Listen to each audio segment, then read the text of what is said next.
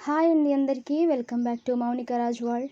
ఏదైనా బర్త్‌డేస్ కానీ, marriage anniversary కానీ, లేదా ఏదైనా అకేషన్‌కి కానీ కేక్ కావాలి అన్నప్పుడు షాప్‌లో కేక్ కాకుండా ఇలా హోమ్‌మేడ్ కేక్‌ని తయారు చేసుకుంటే చాలా బావుంటుందండి. బేకరీ కేక్ కంటే మోర్ దాన్ టేస్టీగా చాలా బావుంటుంది అండ్ హెల్తీ కూడా. ఫస్ట్ టైం ఈ రకంగా నేను కేక్ తయారు చేసుకోవడం. రీసెంట్‌గా మా యానివర్సరీకి చేసుకున్న కేక్ అండి. మీతో షేర్ చేసుకోవాలనుకుంటున్నాను. ఎలా చేయాలో చూసేయండి. కేక్ ప్రిపేర్ చేసుకోవడానికి ఒక బౌల్ తీసుకొని అందులో 2-3 ఎగ్స్‌నైతే ఇలాగ బ్రేక్ చేసుకోవాలి. ఇలా 3 ఎగ్స్‌ని కొట్టి పోసుకున్న తర్వాత ఈ ఎగ్స్ అన్నిటిని బాగా బీట్ చేసుకోవాలి. ఎంతలా అంటే నురుగులు వచ్చేదాకా. ఆ తర్వాత ఒక కప్పు పౌడర్ షుగర్‌ని యాడ్ చేసి బాగా బీట్ చేసుకోవాలి. మనం వేసిన షుగర్ పౌడర్ బాగా మిక్స్ అయ్యేలాగా ఈ విధంగా బీట్ చేసుకున్న తర్వాత ఇందులో అరకప్పు ఆయిల్‌ని వేసుకోవాలి. ఇప్పుడు ఈ ఆయిల్ అంతా కలిసేలాగా బాగా బీట్ చేసుకోవాలి. చూడండి, ఆయిల్ అంతా అందులోకి కలిసిపోయేలాగా బీట్ చేసుకున్న తర్వాత ఇప్పుడు ఈ మిశ్రమంలోకి ఒక టీ స్పూన్ బేకింగ్ పౌడర్, అలాగే అర టీ స్పూన్ బేకింగ్ సోడాని కూడా యాడ్ చేసుకోవాలి. మనం వేసిన పౌడర్స్ బాగా మిక్స్ అయ్యేలాగా ఇలాగ బీట్ చేసుకోవాలి. ఈ కన్సిస్టెన్సీ వచ్చిన తర్వాత 1.5 కప్పుల మైదా పిండిని యాడ్ చేసుకోవాలి. ఈ మైదా పిండి మిశ్రమం బాగా కలిసిపోయేలాగా మిక్స్ చేసుకోవాలి. చూడండి, ఉండలు లేకుండా జాగ్రత్తగా మిక్సర్ తోటైతే ఈ విధంగా మిక్స్ చేసుకోవాలి. ఈ మైదా పిండి మిశ్రమాన్ని ఇలా మిక్స్ చేసుకున్న తర్వాత ఈ కన్సిస్టెన్సీకి అయితే వస్తుంది. ఆ తర్వాత 2 టేబుల్ స్పూన్ల పాలను యాడ్ చేసుకొని ఒకసారి బాగా మిక్స్ చేసుకోవాలి. పాలనేవి ఆప్షనల్ అండి. ఈ కన్సిస్టెన్సీకి వచ్చిన తర్వాత ఇందులోకి ఫ్లేవర్ కోసం వెనిలా ఎసెన్స్‌ని అయితే యాడ్ చేస్తున్నాను. ఒక టీ స్పూన్ వెనిలా ఎసెన్స్‌ని యాడ్ చేసిన తర్వాత బాగా మిక్స్ చేసుకోవాలి. చూడండి, బ్యాటర్ కన్సిస్టెన్సీ వచ్చేసి ఓవరాల్‌గా ఇలా ఉండాలి. ఇక ఈ బ్యాటర్‌ని పక్కన పెట్టేసుకొని ఇప్పుడు చాక్లెట్ కేక్ బ్యాటర్‌ని అయితే ప్రిపేర్ చేసుకుందాం. మళ్ళీ ఇంకో బౌల్ తీసుకొని ఆ బౌల్‌లో 2 ఎగ్స్‌ని అయితే ఇలా కొట్టి పోసుకోవాలి. ఈ 2 ఎగ్స్‌ని అయితే ఇప్పుడు బాగా బీట్ చేసుకుందాం. సేమ్ ప్రాసెస్ అండి. ఈ ఎగ్స్ బాగా బీట్ అయిపోయిన తర్వాత ఇందులో పావు కప్పు ఆయిల్‌ని యాడ్ చేసుకోవాలి. ఈ ఆయిల్ అంతా బాగా కలిసిపోయేలాగా బాగా మిక్స్ చేసుకోవాలి. ఆ తర్వాత ఒక కప్పు పౌడర్ షుగర్‌ని అయితే యాడ్ చేసుకోవాలి. ఈ పౌడర్ షుగర్ అంతా బాగా కలిసిపోయేలాగా బాగా మిక్స్ చేసుకోవాలి. చూడండి, ఈ కన్సిస్టెన్సీకి వచ్చిన తర్వాత ఇందులో ఒక కప్పు మైదా పిండిని యాడ్ చేసుకోవాలి. ఈ మైదా పిండి మిశ్రమం బాగా కలిసిపోయేలాగా మిక్స్ చేసుకున్న తర్వాత చూడండి, బ్యాటర్ కన్సిస్టెన్సీ ఇలా వచ్చిన తర్వాత అర టీ స్పూన్ బేకింగ్ పౌడర్, పావు టీ స్పూన్ బేకింగ్ సోడాని యాడ్ చేసుకున్న తర్వాత బాగా మిక్స్ చేసుకోవాలి. చూడండి, ఈ విధంగా కలిపి పెట్టుకున్న ఈ బ్యాటర్‌లోకి 2-3 టీ స్పూన్ల కోకో పౌడర్‌ని అయితే యాడ్ చేసుకోవాలి. నేను కేక్ క్వాంటిటీ ఎక్కువ చేస్తున్నాను కాబట్టి ఈ విధంగా 2 కేక్ బ్యాటర్స్‌ని అయితే నేను ప్రిపేర్ చేసుకున్నాను.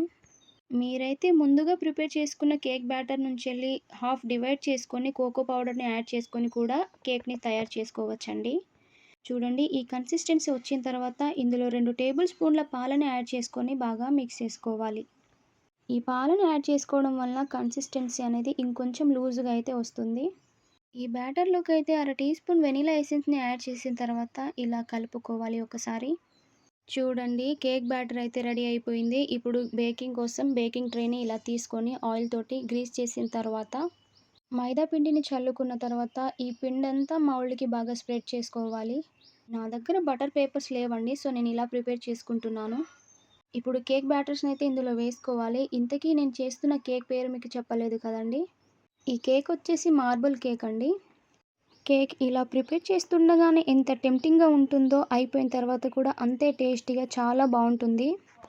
వీడియోలో చూపిస్తున్న విధంగా కేక్ బ్యాటర్స్‌ని ఇలా ఒకదాని తర్వాత ఒకటి వేసుకున్న తర్వాత ఒకసారి కింద ట్యాప్ చేసుకోవాలండి. ట్యాప్ చేసుకున్న తర్వాత ఇలా ఒక టూత్ పిక్‌ని తీసుకొని ఇలా డిజైన్ చేసుకోవాలి.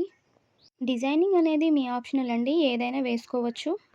ఇలా డిజైన్ వేసిన తర్వాత ఈ మౌల్డ్‌ని ఒకసారి ట్యాప్ చేసిన తర్వాత ఇప్పుడు బేక్ చేసుకోవాలి.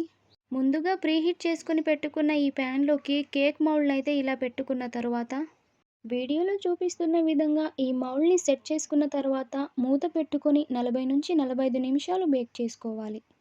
నేను ప్రిపేర్ చేసుకున్న ఈ కేక్ అయితే ఎగ్జాక్ట్‌గా 30-35 నిమిషాల్లోపే బేక్ అయిపోయింది. ఈ కేక్ బేక్ అయిందో లేదో అనేది నైఫ్ తోటి ఇలా చెక్ చేసుకుంటున్నానండి. నైఫ్ అనేది తడి లేకుండా వచ్చింది కాబట్టి కేక్ అనేది పూర్తిగా బేక్ అయిపోయిందన్నమాట. ఇప్పుడు ఈ కేక్‌ని పూర్తిగా చల్లారిన తర్వాత మాత్రమే డీమౌల్డ్ చేసుకోవాలి. చూడండి నేను డీమోల్డ్ చేస్తున్న కేక్ వచ్చేసి సెకండ్ కేక్ అండి. ఇలాగే 2 కేక్స్‌నైతే ప్రిపేర్ చేసుకున్నాను. చెప్పాను కదా! 2 కేక్‌ని చేసుకోవాలి కాబట్టి 2 బ్యాటర్స్‌ని నేను కలుపుకున్నాను. ఈ విధంగా డీమోల్డ్ చేసుకోవాలి. ఈ కేక్ అయితే నేను అస్సలు అనుకోలేదండి ఇంత బాగా వస్తుందని. చూడండి కేక్ చాలా బాగుంది కదండీ! నచ్చితే లైక్ ఇవ్వడం మర్చిపోకండి. కేక్ చూడండి ఎంత బాగా ఫ్లఫీగా ఫామ్ అయిందో. టూ స్పాంజీనెస్ అండి. ఇప్పుడు ఈ కేక్‌ని నా స్టైల్‌లో నేను ఎలా డెకరేట్ చేసుకుంటున్నానో మీరు కూడా చూసేయండి. చూడండి వీడియోలో చూపిస్తున్న విధంగా పైన పొంగి ఉంటుంది కదా కేక్స్ అనేది, దాన్ని తీసేస్తున్నాను. ఎందుకంటే బేస్ అనేది ఈక్వల్‌గా ఉండాలి కాబట్టి. చూడండి ఇలా కట్ చేసుకున్న ఈ కేక్‌ని పక్కన పెట్టుకున్న తర్వాత ఇంకో కేక్‌ని కూడా సేమ్ ఇలాగే కట్ చేసుకోవాలి. నేనేమి ప్రొఫెషనల్ కాదండి. ఫస్ట్ టైం కానీ చాలా బాగా వచ్చింది. వీడియో అనేది చివరి వరకు చూడండి. కేక్‌ని ఈక్వల్‌గా కట్ చేసుకున్న తర్వాత ఈ కేక్ మీద అయితే వీడియోలో చూపిస్తున్న విధంగా విప్పింగ్ క్రీమ్‌ని ఇలాగా స్ప్రెడ్ చేసుకోవాలి. ఈ విప్పింగ్ క్రీమ్‌ని నేను అప్పటికప్పుడు ఇంట్లోనే ప్రిపేర్ చేసుకున్నదేనండి. ఇలా స్ప్రెడ్ చేసుకున్న తర్వాత ఇంకో లేయర్ కేక్‌ని కూడా దాని మీద పెట్టేసుకున్న తర్వాత ఈ విధంగా సెట్ చేసుకోవాలి. ఇప్పుడు దీనిపై నుంచి కూడా విప్పింగ్ క్రీమ్‌ని వీడియోలో చూపిస్తున్న విధంగా అప్లై చేసుకోవాలి. చూడండి విప్పింగ్ క్రీమ్‌ని మొత్తం స్ప్రెడ్ చేసిన తర్వాత కేక్ సైడ్స్‌కి కూడా స్ప్రెడ్ చేసుకోవాలి. యాక్చువల్లీ నా దగ్గర ఎక్కువ బటర్ లేకపోవడం వలన హోమ్‌మేడ్ బటర్‌ని అప్పటికప్పుడు తయారు చేసుకొని ఇలా విప్పింగ్ క్రీమ్‌ని ఇంట్లోనే చేసుకున్నాను కాబట్టి కొంచెం విప్పింగ్ క్రీమ్ ఫార్మేషన్ పర్ఫెక్ట్‌గా రాకపోయినా చాలా బాగా వచ్చిందండి. చూడండి విప్పింగ్ క్రీమ్‌ని ఇలా అప్లై చేసిన తర్వాత చూస్తేనే మీకు అర్థమైపోతుంది కదా! విప్పింగ్ క్రీమ్ ఇలా స్ప్రెడ్ చేసిన తర్వాత సెట్టింగ్ కోసం దీన్ని కొద్దిసేపు ఫ్రిడ్జ్‌లో పెట్టుకోవాలంట అండి. నేను కేక్‌ని ఫ్రిడ్జ్‌లో పెట్టుకోలేదు. డైరెక్ట్‌గా డెకరేషన్ స్టార్ట్ చేశాను. ఈ కేక్ మీద చాక్లెట్ సిరప్‌తో ఇలా వీడియోలో చూపిస్తున్న విధంగా డెకరేట్ చేసుకోవాలి. ఇదే చాక్లెట్ సిరప్ తోటి మిడిల్‌లో ఒక చిన్న హార్ట్‌నైతే ఆర్ట్‌లాగా ఇలా వేసేసాను. ఆ తర్వాత ఇలా డ్రై ఫ్రూట్స్ తోటైతే వీడియోలో చూపిస్తున్న విధంగా డెకరేట్ చేసుకోవాలి. చూడండి కేక్ అయితే లుకింగ్ వైస్ చాలా బాగుంది కదా! నాకైతే చాలా బాగా నచ్చింది. మీకు నచ్చితే కామెంట్ చేయడం మర్చిపోకండి. ఇలా ఇంట్లోనే కేక్ ప్రిపేర్ చేసి పిల్లలకి ఇచ్చామంటే బేకరీ కేక్ కంటే కూడా చాలా ఇష్టంగా తింటారు. మా పిల్లలకి నేను చేసే కేక్ అంటే చాలా ఇష్టమండి. నేను రెగ్యులర్‌గానే చేస్తూ ఉంటాను. కానీ విత్ డెకరేషన్ తోటైతే ఇదే ఫస్ట్ టైం. లుకింగ్ అయితే ఆసమ్ ఉంది కదండీ! ఇంతేనండి ఈరోజు video. Thank you for watching.